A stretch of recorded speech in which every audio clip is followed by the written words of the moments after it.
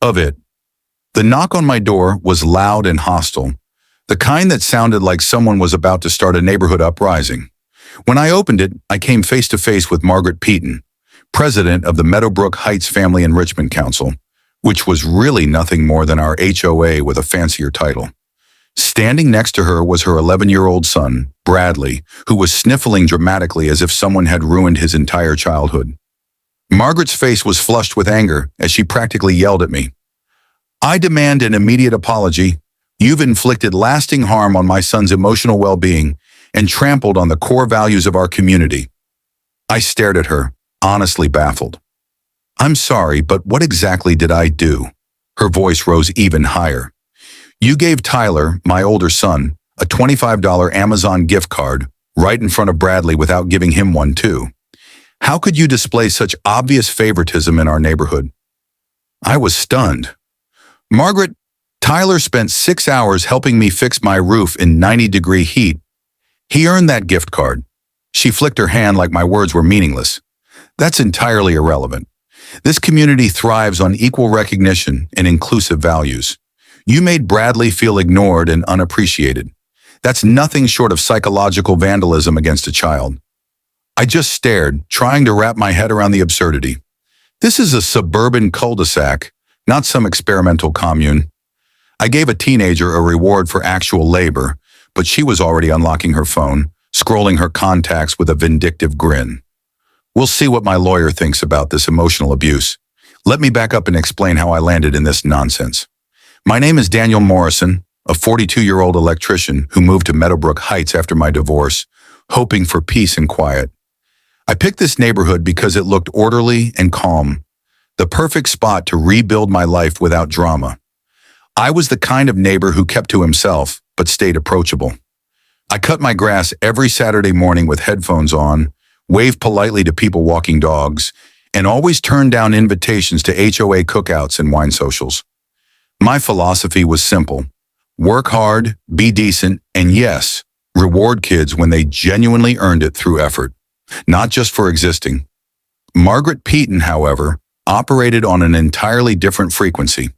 A former yoga instructor who now styled herself as a community wellness ambassador, she ruled our HOA as though it were her private empire. She pushed ideals like participation, equity, and mandatory cheerfulness as if they were actual laws of the land. Every newsletter she circulated overflowed with buzzwords about inclusive excellence and harmonious standards of living. The irony was that her older son Tyler couldn't have been more different from her. At 16, he was respectful, diligent, and genuinely considerate. When he noticed me struggling with roof repairs, he volunteered to help without me even asking. Bradley, meanwhile, once had a full-blown tantrum in my driveway because I wouldn't let him supervise me using power tools, insisting it was age discrimination. After what Margaret theatrically dubbed the gift card incident, she unleashed what could only be described as a bureaucratic assault on me.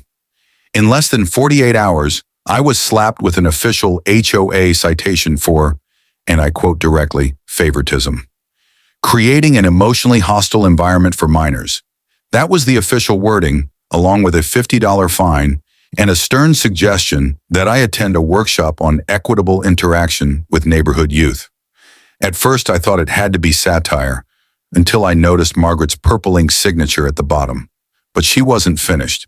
My front yard, which I kept tidy and minimal with only grass and a couple of shrubs, was suddenly criticized as emotionally sterile in the next HOA newsletter. According to Margaret, yards lacking whimsical features or child-friendly touches were contributing to the psychological isolation of younger residents. Soon, flyers appeared around the neighborhood advertising her latest initiative, Fairness First Fridays. The idea was that every Friday, all children would receive equal praise and recognition, no matter their behavior or effort. She literally wanted adults to stand outside and applaud kids just for passing by. The meeting she scheduled to promote this was titled Invisible Wounds: How Unbalanced Praise Erodes Our Future. She even stuffed my mailbox with 3 separate reminders, each one dripping with passive aggression. The last note included a handwritten message: Your neighborhood youth.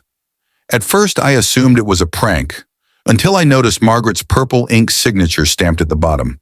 But she wasn't stopping there. My front yard, which I kept neat and plain, with only grass and a couple of bushes, was suddenly branded emotionally sterile in the next HOA newsletter. According to Margaret, yards without whimsical terror hit neighborhood youth. At first I assumed it was a prank, until I noticed Margaret's purple ink signature stamped at the bottom. But she wasn't stopping there. My front yard, which I kept neat and plain with only grass and a couple of bushes, was suddenly branded emotionally sterile in the next HOA newsletter. According to Margaret, yards without whimsical touches or child-friendly elements were fostering psychological isolation among the younger residents. Soon after, she began handing out flyers across the neighborhood, promoting her newest idea: Fairness First Fridays. The concept was that every Friday, all children in the neighborhood would be showered with equal praise and recognition, regardless of effort or behavior.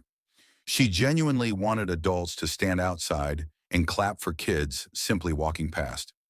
The meeting she hosted for this initiative carried the title Invisible Wounds: How Unbalanced Praise Erodes Our Future. She crammed my mailbox with 3 reminders, each more passive-aggressive than the last.